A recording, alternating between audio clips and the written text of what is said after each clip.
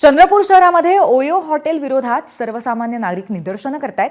चंद्रपूरचे आमदार किशोर जोरगेवार यांनी अशा अनधिकृत ओयो हॉटेल्सना बंद करण्याची मागणी केली आहे। चंद्रपुरातील बल्लारपूर रोडवरती ओयो संलग्नित 14-15 हॉटेल्स आहेत।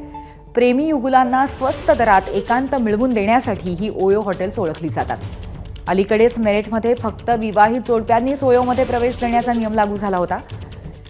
बल्लारपूर रोड परिसरातील लोकांनी अलीकडेच एका ओयो हॉटेलसमोर भजन आंदोलनही केलं होतं। ओयो हटाव ही आंदोलकांची प्रमुख मागणी आहे। त्याला स्थानिक आमदार जोरगेवारांनीही पाठिंबा दिलाय।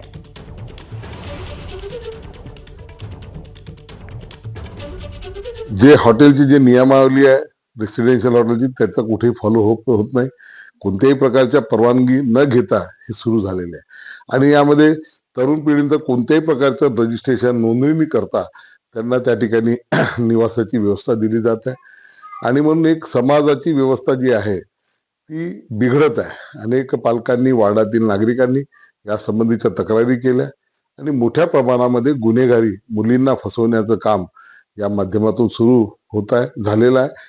ह्या जेव्हा तक्रारी आल्या तेव्हा निर्देश दिले की हे सगळे जेवढे अवैध हॉटेल आहेत हे ओयोच्या नावाखाली आहे, ओयोचीही परवानगी यांनी घेतलेली नाहीये, तर ते बंद करा ह्या सूचना प्रशासनाला दिलेल्या आहेत।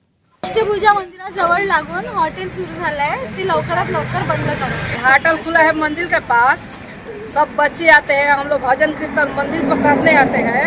हम लोग को अच्छा नहीं लग रहा है, ये होटल बंद होना चाहिए। आज हमारे अष्टभुजा प्रभाग में पिछले 15 से 20 दिन पहले से लगभग 1 महीना हो गया है, यहाँ पे आप देख सकते हैं होटल हाईवे के नाम से एक होटल खोला गया है। होटल हाईवे नाम है, वहाँ पे कपल एंड फ्रेंडली जो इनका लाइसेंस ओयो का है उसके लिए हम लोग उनको जिनका होटल था उनको पहले बताए, लेकिन उन्होंने नज़रअंदाज किए।